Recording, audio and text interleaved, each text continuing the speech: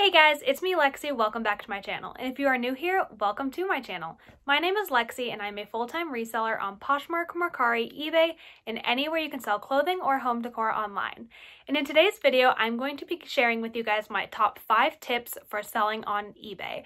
So I know right now a bunch of people are wanting to branch out and sell on multiple platforms, which I think is great. I think that you should always be on multiple platforms if you're trying to become a full-time seller. Now, there are people who, are able to make full-time money on just one platform.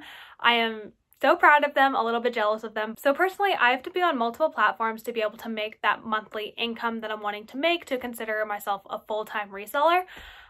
So eBay is definitely one of my bigger platforms that I try to list on and make daily sales on. So these are the 5 things that I think and I believe have helped me be able to make those daily sales and make a substantial income on that platform. So I'm just going to kind of go into it, and I just want to start out by saying these things have worked for me. I'm not, saying that this is a foolproof way to make money on eBay, but I do believe that these things have benefited me through my eBay journey to be able to make an income on the platform. So I'm just going to start off with number 1 and go from there. So tip number 1 is to list consistently. And I think that this is important for anyone wanting to become successful on eBay, is to list consistently, and especially listing daily. So when I say list consistently, I mean take the number of items you want to list and make that an everyday thing. So for me, I personally list 5 items a day right now on eBay. So Sunday, Monday, Tuesday, Wednesday, Thursday, Friday, Saturday, I list 5 items a day. Whether that's me listing a new item, taking down an item and doing a sell similar and posting it again through the sell similar option. I always make sure that 5 items are being uploaded every single day. So a lot of people aren't listing daily and aren't listing consistently, which isn't going to benefit you in the eBay algorithm, because as much as you might want to think that there's no algorithm out there in these selling platforms, there really is. Before I was listing consistently and daily, I was not making any sales on eBay at all whatsoever. And the minute I started doing this, well, not the minute, but within a month of doing this consistently, I saw daily sales coming in, which I think is so beneficial if you are looking to make a full-time income. The daily sales is important.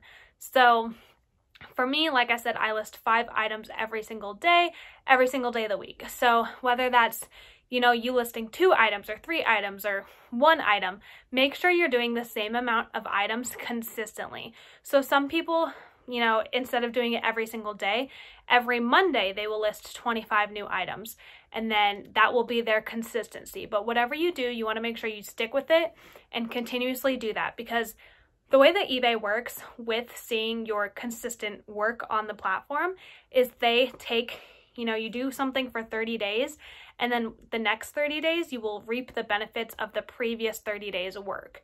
So you really want to continuously do that every single month in order to see the sales go month to month to month. So don't just do it for 1 month. Don't just do it for 2 months. Continuously do that every single month. And if you are doing that every single month, I promise that this will help you see an increase in sales. It definitely was a world changer for me when it comes to selling on eBay. Like I said before, when I wasn't doing this, I was not making any money on eBay whatsoever at all. Nothing, like not even, spam offers, nothing. So it was really awesome once I found out this tip, which I'll give a shout out to one of my really good friends, El Ducho, here on YouTube and Instagram. Her name's Denali. She shared this tip with me, and it seriously has been life-changing. So I want to make sure to pass that on to you guys as the number 1 thing that I recommend on eBay. Number 2, a lot of people think that this is more of like a controversial thing. This is just what has worked for me, so I'm going to share it. This is promote your items at the trending rate. So on eBay, if you didn't know, you can go through and pay to promote your items. So if you promote your item at the trending rate, let's say that's like 7.5%, 7.5% of the item's price you will pay to eBay if it sells as the promoted listing. So if your item just sells from someone stumbling upon it, and it's not, listed as a promoted listing with the way that they find it, you're not going to have to pay that fee. However, if they do find it as a promoted listing, that's a fee that you're going to have to pay, and they do let you know that right up front, they show you the amount of money that you will be paying when you go and click promote item. But for me, I've discovered that promoting my item at the trending rate has really helped increase my sales. And I actually just messed with this a couple days ago just to kind of see if this was what worked for me. So I had some items that I just decided to promote at 2% instead of the trending rate. So the trending rate could have been anywhere from 1% to 10%. I don't know.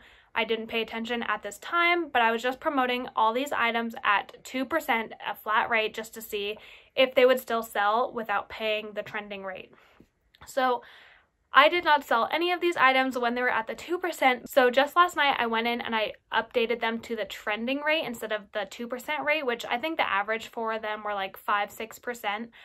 So I updated all of those listings and I actually sold one of them overnight. So I thought that that was kind of cool. I was just kind of messing to see if the trending rate is actually any different than picking your own rate. And for me, it did work. I made a sale.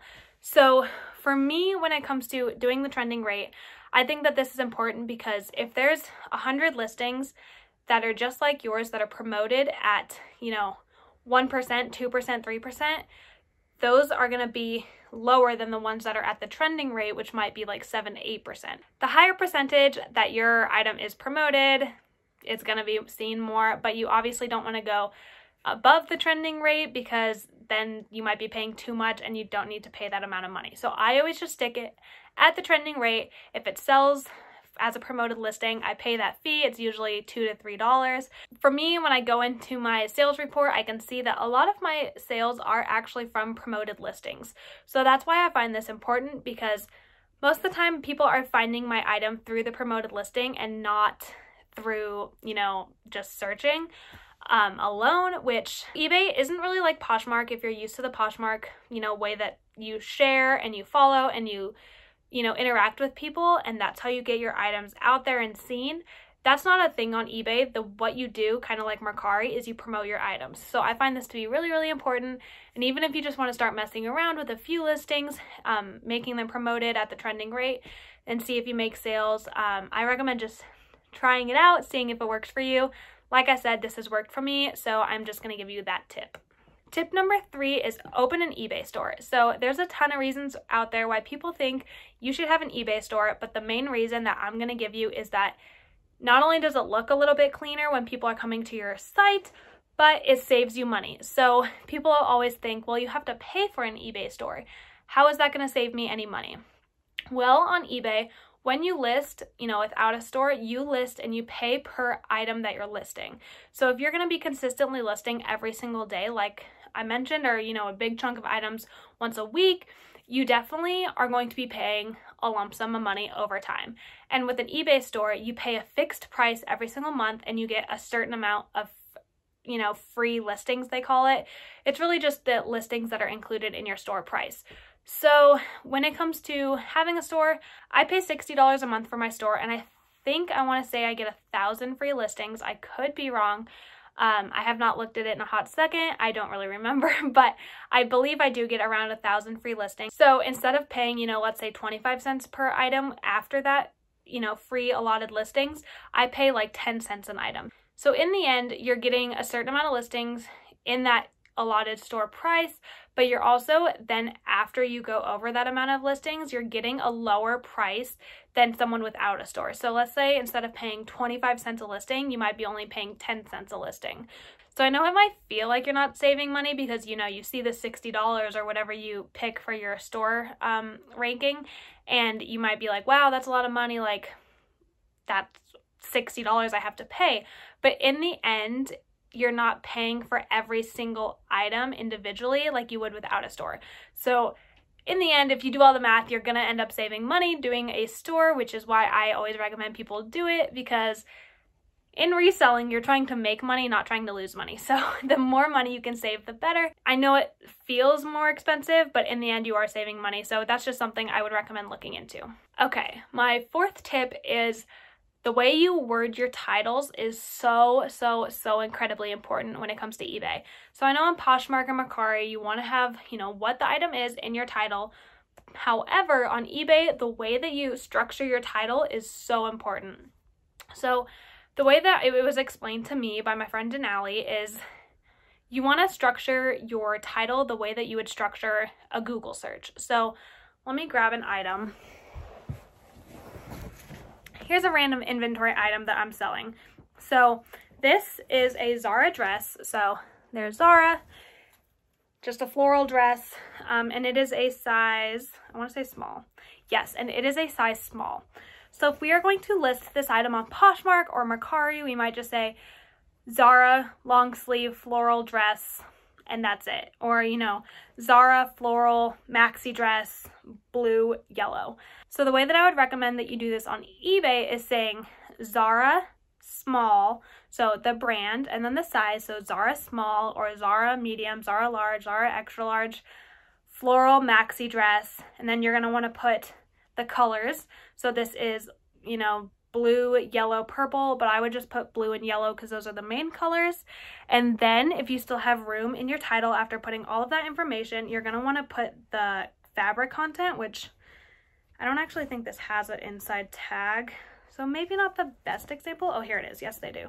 Okay, so then this is made out of 100% viscose. So then after the colors, you're going to want to put 100% viscose and any other details that you can, you know, grab off your item and still have room for. So maybe for this, if I still had room for it, I would say, you know, long sleeve, you know, button cuff, all the little details that you can fit, then go after.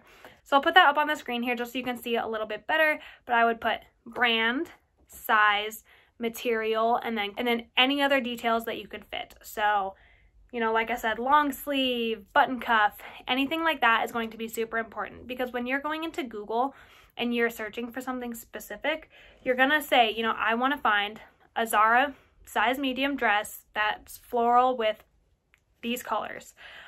So you want to formulate that as a Google search. So that way when someone's looking for an item that your, you know, piece might fit the description of, yours will pop up and they will be able to find yours a lot easier, and they might potentially buy your item through that Google search. So I would definitely keep that in mind when you're going through and titling your eBay items. A big thing is they offer way more room in the title than Poshmark or Mercari does. So take advantage of every single character that you can. So include as much information.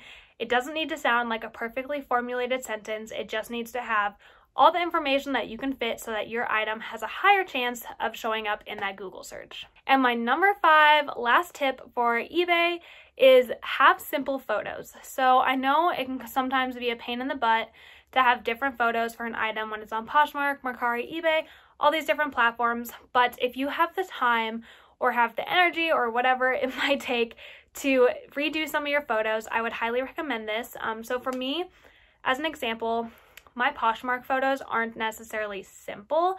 They're a little bit busy. I either model them, pre-pregnancy, I guess. I was modeling all my clothing, had a kind of a busy background. I'll put a photo up here so you guys can see.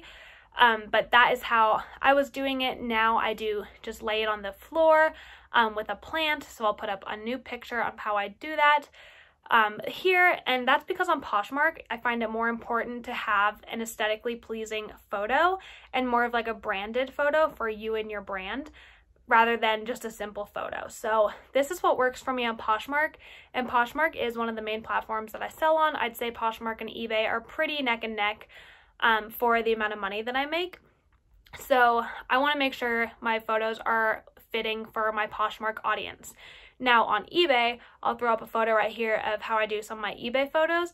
As you can see, they're very boring. So they're just kind of blank and boring. And one of the biggest things with eBay is a lot of people will find your stuff through a Google search. So put the eBay algorithm aside for a second, and we're going to talk about the Google algorithm. So the Google algorithm favors photos with plain white simple backgrounds.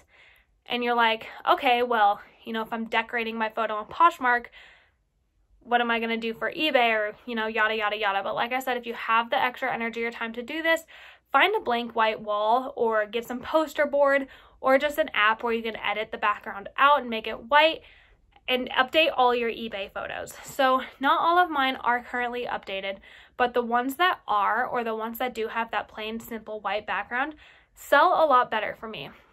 And this is because people are finding my item through Google. So if you go into Google and you are searching, even if you're just looking for that Zara dress I was talking about earlier or anything that you're looking for, most of the photos that come up first are going to have that simple blank background. And that's because that's just what the Google algorithm favors. So if your photo has that plain white background, when people are searching for something and they click images, yours is going to pop up a lot sooner than one that's super busy. So with the titles that I mentioned in number 4, you're going to pop up first in just the main Google search, but on your photos, you want to have this simple plain white background to pop up first in images as well. When you put these two things hand in hand, together, they make it to where more people are going to find your item through a Google search. So some people search through images to try to find a visual of what they're looking for, and some people just go through keywords on the main search screen. So if you take these two things, like I was saying, put them together, whether your audience might be someone who is looking for a visual through images or someone that's just looking for a straight up listing through just the main Google search, your photo and your title are going to pop up sooner in both of those different Google searches, and you might be able to have a higher chance of making a sale on that item. So yes, thank you guys so much for watching this video. If you guys liked it, make sure to give it a big thumbs up. It really supports my channel, and be sure to subscribe if you want to see more reselling content like this video. And if you guys have any questions based off this video, you can put them down in the comment section below, and I'll try to get back to you guys as soon as I can and have an answer for your question. So yes, like I said, thank you guys so much for watching, and I'll see you in the next one. Bye guys.